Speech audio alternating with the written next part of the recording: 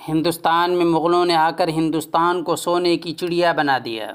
یہاں پر خوبصورت عمارتیں بنوائیں، اور ہندوستان میں ہی نہیں پاکستان، بنگلہ دیش میں بھی اچھی اچھی اور خوبصورت عمارتوں کی تعمیر کی۔ جہاں تک جامع مسجد دہلی کا تعلق ہے تو ہندوستان کی سب سے منفرد مسجد ہے، اور اس کا شمار بین الاقوامی شہرت یافتہ مساجد میں کیا جاتا ہے۔ جامع مسجد دہلی کو مسجد جہاں نما کے نام سے بھی یاد کیا جاتا ہے۔ جہاں نما کا مطلب وہ جگہ ہے جہاں سے پورے جہاں کا نظارہ کیا جا سکے۔ مسجد کا مینار اتنا اونچا ہے کہ جہاں سے پوری دلی کا نظارہ کیا جا سکتا ہے۔ ہو سکتا ہے کہ مسجد نما نام دینے کی یہ بھی ایک وجہ ہو۔ یہ مسجد ملک کی دارالحکومت دہلی کے شاہجہاں آباد موجودہ چاندنی چوک میں واقع ہے۔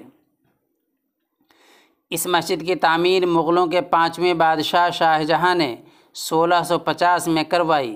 مسجد کی تعمیر میں پورے 5 سال کا عرصہ لگا اور مسجد 1656 میں مکمل ہوئی۔ مسجد کی تعمیر کے لیے دنیا بھر سے بہترین کاریگر اور خطاط، سنگ تراشوں اور اعلیٰ ترین ماہرین تعمیرات کو طلب کیا گیا اور ان کی خدمات سے استفادہ کیا گیا۔ مسجد کی تعمیر میں دنیا بھر کے ان اعلیٰ ترین کاریگروں کے علاوہ ہندوستان کے 6000 مزدور 6 سالوں تک مسلسل کام کرتے رہے۔ مسجد کی تعمیر کا سارا کام شاہجہاں کے ایک وزیر سعید اللہ خاں کی نگرانی میں ہوا۔ کہا جاتا ہے کہ ایک دن بادشاہ تک یہ شکایت پہنچائی گئی کہ مسجد کی تعمیر میں سست رفتاری کا مظاہرہ کیا جا رہا ہے۔ بادشاہ شاہجہاں نے جب اپنے وزیر سعید اللہ خاں کو اس سلسلے میں طلب کیا تو سعید اللہ نے جواب میں عرض کیا کہ مسجد کے اندرونی حصے کے فرش کی ہر طرف پتھروں پر قرآن کی آیت پڑھ کر دم کیا جاتا ہے، اس لیے وقت لگ رہا ہے۔ بادشاہ کو یہ سن کر کافی خوشی ہوئی اور کام اسی طرح جاری رکھنے کا حکم دیا۔ یاد رہے کہ اس مسجد کی تعمیر میں 10 لاکھ روپے کا خرچہ آیا۔ یہ اس زمانے کی بات ہے جب مستری کی یومیہ مزدوری 2 پیسے ہوا کرتی تھی اور ایک مزدور کی یومیہ مزدوری 1 پیسہ تھی۔ اس بات سے بخوبی اندازہ لگایا جا سکتا ہے کہ اس مسجد شریف کی تعمیر میں آج کے مطابق کتنا پیسہ لگا ہوگا۔ جامع مسجد دہلی کو برطانوی دور حکومت میں بھی اسلامی طاقت کی علامت مانا جاتا تھا۔ مسجد کی تعمیر کی خاص بات یہ ہے کہ اس تعمیر میں سادگی کو ملحوظ نظر رکھا گیا ہے۔ مسجد کی تعمیر میں اس بات کا خیال رکھا گیا ہے کہ مسجد کا محراب لال قلعے میں موجود تخت شاہی جس پر بادشاہ بیٹھتا تھا اس سے اونچا رہے۔ یاد رہے کہ لال قلعہ جامع مسجد سے صرف 500 میٹر کی دوری پر واقع ہے۔ پوری مسجد لال پتھر اور سنگ مرمر سے بنی ہوئی ہے۔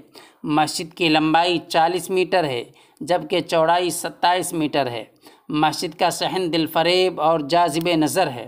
مسجد کے صحن میں ایک چھوٹا سا حوض ہے جہاں پر نمازی وضو کرتے ہیں۔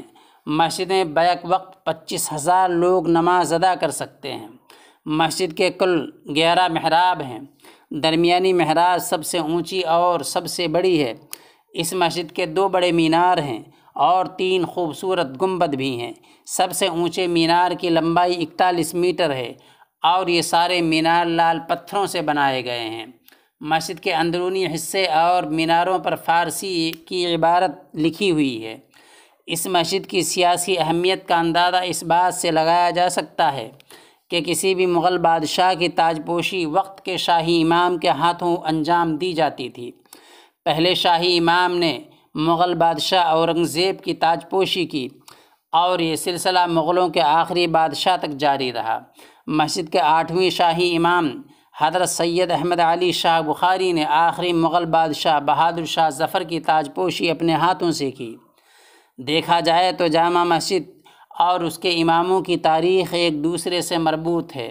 جہاں شاہی امام بادشاہوں کی تاج پوشی کرتے آئے ہیں وہاں شاہی امام کے انتخاب میں حکومت کا بڑا عمل دخل رہا ہے۔ جیسے شاہجہاں نے اپنے دور میں اس مسجد کے لیے بے مثال شاہی امام کو ڈھونڈنا چاہا اور بالآخر بخارا کے بادشاہ سے رابطہ کیا، کیونکہ ان دنوں بخارا علم و فضل کا مرکز مانا جاتا تھا۔ بخارا کے اس وقت کے بادشاہ نے اپنے داماد حضرت عبدالغفور شاہ بخاری کا انتخاب کیا اور انہیں ہندوستان بھیج دیا۔ اس کے بعد جامع مسجد کی امامت اسی خاندان سے نسل در نسل چلی آ رہی ہے۔ بادشاہ کی منشا کے مطابق ہر امام کا بیٹا اس کا جانشین قرار پاتا۔